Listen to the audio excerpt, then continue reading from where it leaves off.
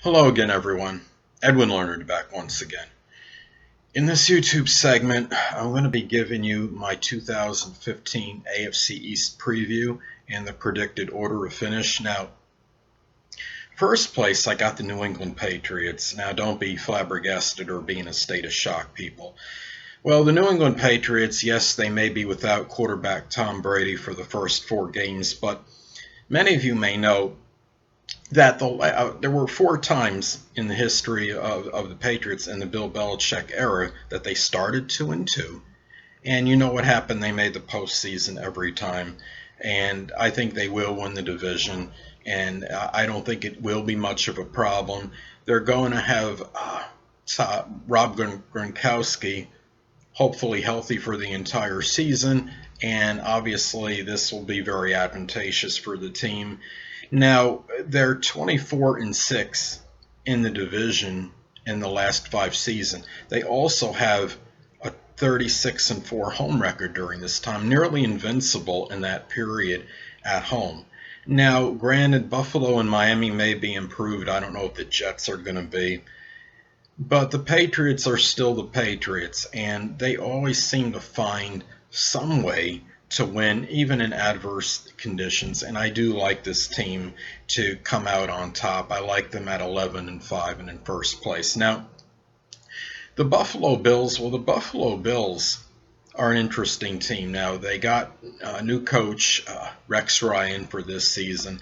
And yet, yes, Rex Ryan didn't fare well in the last few seasons or so with the New York Jets. But if you remember when Rex Ryan came over to the Jets in the first season, he wound up guiding them to the AFC Championship game.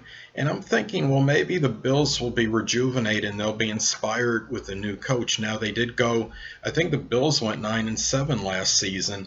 I think they could go 9-7 this season anyway. Again, and I do believe they have a very good team, at least on paper. They acquired running back LaShawn McCoy. They were one of the, they have Mario Williams, who's really a stellar defensive player. They have Percy Harvin. And Percy Harvin was with the Jets for some games last season, and he has a rapport with head coach Rex Ryan, so that's going to be beneficial to the team right there. And this is a team, the Bills were 4th in total defense last season.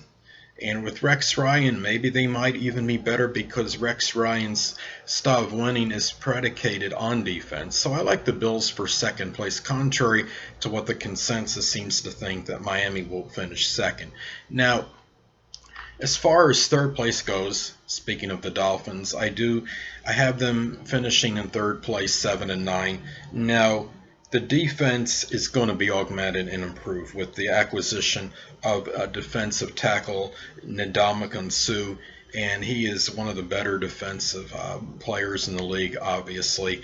And I do see him can really elevate at least the team on defense. Now, quarterback Ryan Tannehill, he turned out to have a very good season last season. Now, can he escalate to a point where he becomes an upper echelon quarterback?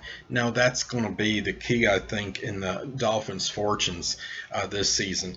What I've noticed about the Dolphins, it seems like a few years people are giving them all this effusive praise, and they look like they're going to be that team to knock on the door. But what people have to understand, the last 3 seasons, the Dolphins have not finished better than 8-8. Now, I have them going 7-9 this season. They seem to be that team that's notorious for not fulfilling their potential. And for me, with the Dolphins, seeing is believing. Let's see if they can knock on the door this season and somehow at least come very close to ending the Patriots' reign of supremacy in the AFC. Seeing is believing. Now, last but not least, my New York Jets.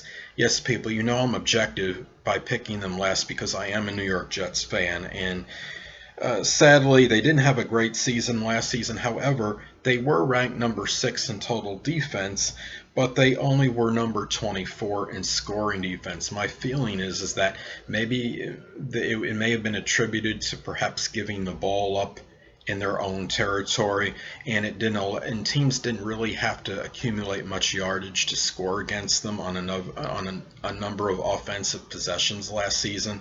So I think a lot of it has to do with that. Now they added cornerback Darrelle Revis, and I mean, he is obviously a superlative defensive player, and he may really help the New York Jets out this season.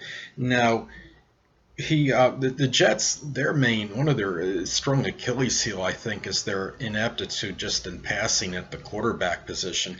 Many of you may know Geno Smith is likely going to miss the first few weeks or so because he got his jaw broken by an ex-teammate in a locker room altercation. The Jets only had 2 games in which they threw for 300 or more passing yards last season. That's not going to cut it this season, so they obviously have to show significant improvement in that department for them to win, and I don't know if they're capable of doing that. I have them at 4th place at 5-11.